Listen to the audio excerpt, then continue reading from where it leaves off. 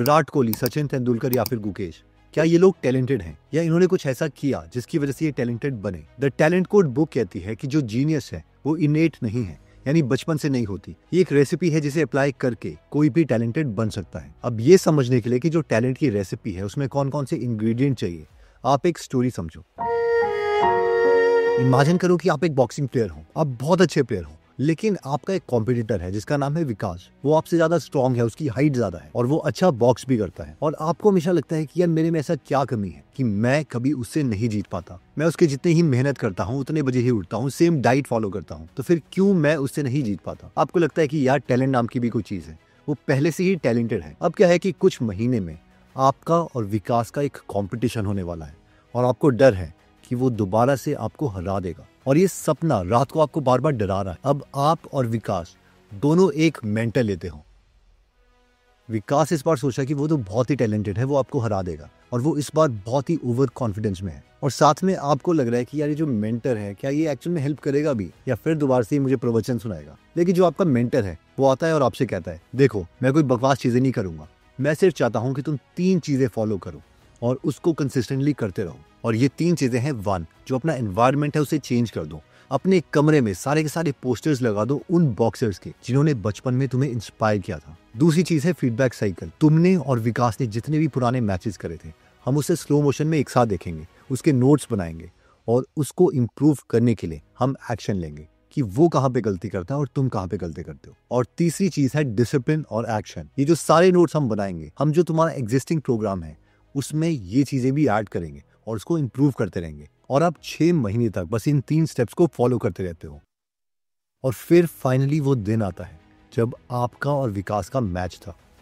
इस टाइम आप बहुत ही फोकस स्टेट में हो। आप विकास की हर एक कमी को जानते हो। आपको पता है कि वो किस तरीके से बॉक्स करता है, कहाँ पर गलती करता है, कौन सा उसके सुपर पावर्स है और वो कौन से पंचे सबसे अच्छे मारता है। आप दोनों का मैच स्टार्ट होता है।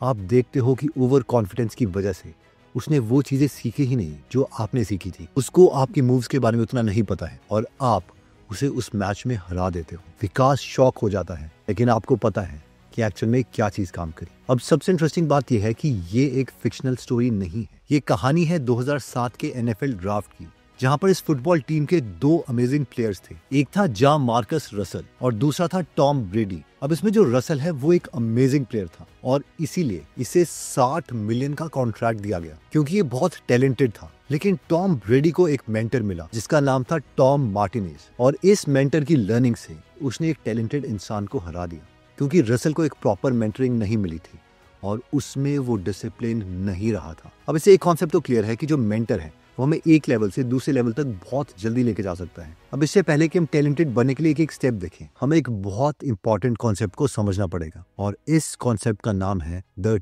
Talent hotbed.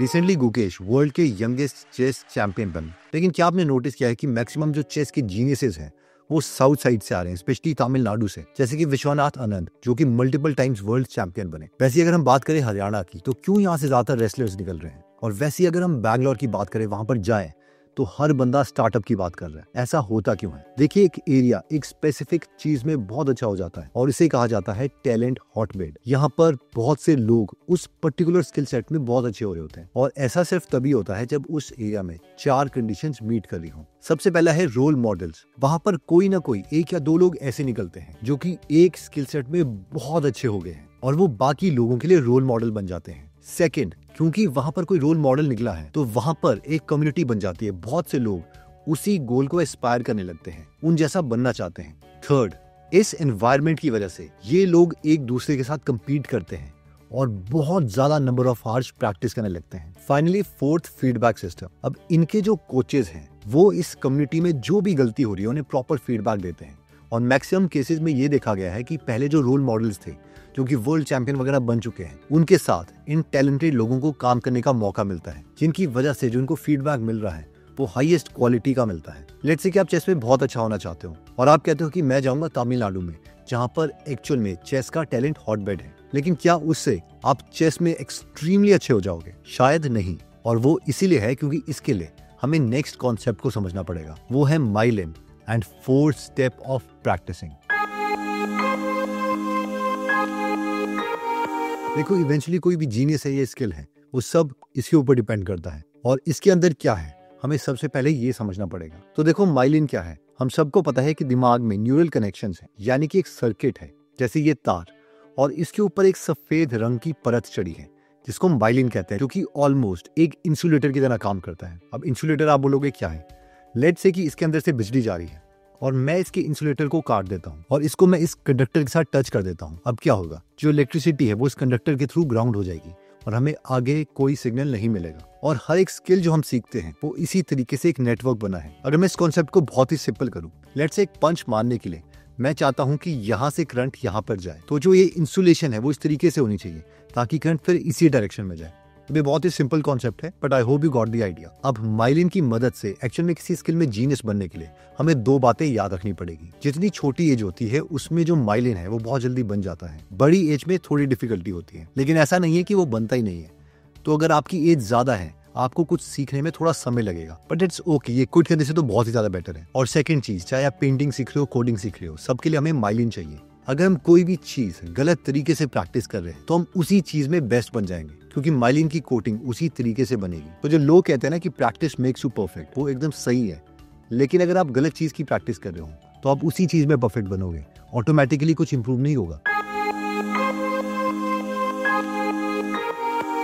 बहुत ही इंटरेस्टिंग स्टडी पब्लिश की गई जिसमें एक 13 साल की लड़की थी जिसका नाम था क्लैरिसा। अभी जो लड़की थी इसके माँ बाप के अकॉर्डिंग ये कोई टैलेंटेड नहीं थी, ये बहुत ही एवरेज लड़की थी विद एवरेज मोटिवेशन। अब हुआ क्या कि इसने एक जैज म्यूजिक का पीस सीखना था और इस म्यूजिक का नाम था गोल्डन वेडिंग। अब जब भी एक नॉर्मल इंसान इस म्यूजिक पीस को सीखता है तो उसको 1 महीना तक लग सकता है, लेकिन जब इस लड़की ने सॉन्ग को सीखा तो इसने ये 6 मिनट में कर दिया। और ये लड़की ये चीज हर बार नहीं कर पाती थी। जब रिसर्चर्स ने इस पर्टिकुलर सॉन्ग की लर्निंग स्किल को डीकंस्ट्रक्ट किया तो उन्होंने देखा कि क्लैरिसा ने 4 चीजें करी थी। सबसे पहली चीज थी कि उसने पूरे सॉन्ग को एक बार बहुत जल्दी से प्ले करके देखा। जब उसने देखा कि उसमें बहुत सारी गलतियां हैं तो क्लैरिसा ने एक बहुत ही छोटे से पीस को प्रैक्टिस करना स्टार्ट किया और सॉन्ग में वो तब तक आगे नहीं बढ़ी जब तक वो पीस परफेक्ट नहीं हो गया। थर्ड, जब भी वो थोड़ा थक रही थी उस पर्टिकुलर पीस को प्रैक्टिस करने के लिए तो भी उसने हार नहीं मानी, उसी पीस को बार बार करती रही। और 4, उसने तब तक प्रैक्टिस किया जब तक ये सॉन्ग कंप्लीट नहीं हुआ। ओके, तो इन कॉन्सेप्ट्स को मैं एक बार आपके लिए बहुत ही सिंपल भाषा में समराइज कर देता हूँ। सबसे पहले हमने एक स्टोरी देखी थी आपकी और विकास की, जिसमें विकास टैलेंटेड होने के बावजूद हार गया, और हमने ये भी देखा था कि ये एक फिक्शनल स्टोरी नहीं है, कुछ सिमिलर रियल वर्ल्ड में भी हुआ था, और उसका रीजन था वो मेंटर जिसने उसे इम्प्रूव किया। फिर हमने कॉन्सेप्ट देखा टैलेंट हॉटबेड का, कि कई ऐसी जगहें बन जाती हैं जहाँ पर एक ही स्किल में बहुत से लोग टैलेंटेड बनने लग जाते हैं। फॉर एग्जाम्पल तमिलनाडु चेस में बन रहा है, हरियाणा रेसलिंग में बन रहा है, बैंगलोर टेक में बन रहा है, एंड सो ऑन। अब ऑब्वियसली हमें अगर कोई स्किल सीखनी है तो हमें टैलेंट हॉटबेड वाली जगह पर होना चाहिए। साथ में हमने ये भी देखा था कि जो टैलेंट हॉटबेड है वो की जादू नहीं है, वहां पर 4 चीजें हो रही होती है जिसकी वजह से वो जगह टैलेंट हॉटबेड बन जाती है। सबसे पहले तो कोई रोल मॉडल वहां पर निकलता है। सेकंड, उस रोल मॉडल को कॉपी करने के लिए वहां पर बहुत से लोग सेम चीज पर फोकस करने लग जाते हैं। थर्ड, ये लोग एक दूसरे के साथ compete करने के लिए बहुत ज्यादा प्रैक्टिस करते हैं। और फोर्थ, सबसे इंपॉर्टेंट बात, इन्हें वो मेंटर मिल जाता है, मास्टर मिल जाता है, जो इनको बहुत ही क्वालिटी फीडबैक दे पाता है। इसके बाद हमने ब्रेन के कॉन्सेप्ट को समझा था, जो कि था माइलिन, जो कि बिल्कुल तार के इंसुलेटर के बराबर है। माइलिन को ग्रो करने के लिए हमने एक स्टोरी समझी क्लैरिसा की, और ये देखा कि क्लैरिसा ने 4 चीजें करी थी जिसे हमें भी करना है किसी भी चीज में जीनियस बनने के लिए। सबसे पहली थी कि एक बार उस पूरे टास्क को कर लो। स्टेप 2, उस पूरे टास्क को छोटे छोटे पार्ट्स में डिवाइड कर दो। स्टेप 3, उस छोटे पार्ट में जब तक आप परफेक्ट ना हो जाओ उस स्किल को बार बार प्रैक्टिस करते रहो। और 4th, जब तक सारे ये छोटे पार्ट्स हमें परफेक्टली ना आ जाए तब तक क्विट ना करो। देखिए, जो बुक है टैलेंट कोड, इसमें बहुत सारी लर्निंग्स हैं, तो अगर आप इस बुक को सुनना चाहते हैं तो आप गूगल ऐप डाउनलोड कर सकते हैं, जहाँ पर 200 से ज्यादा बुक समरीज हिंदी में फ्री में अवेलेबल हैं, और हर हफ्ते हम इसमें एक फ्री बुक समरी ऐड करते रहते हैं। तो अगर आपको हमारा काम पसंद आता है तो आप इसकी सब्सक्रिप्शन ले सकते हैं, जो लेने पर आपको 2000 और बुक समरीज मिल जाती हैं। ये बहुत ही इंपॉर्टेंट बुक है, एंड आई नो हमारी फैमिली में कोई ना कोई ऐसा होगा जिसको इस वीडियो की जरूरत है, तो आप ये वीडियो उनके साथ जरूर शेयर कर सकते हैं। मिलते हैं नेक्स्ट वीडियो में। जय हिंद।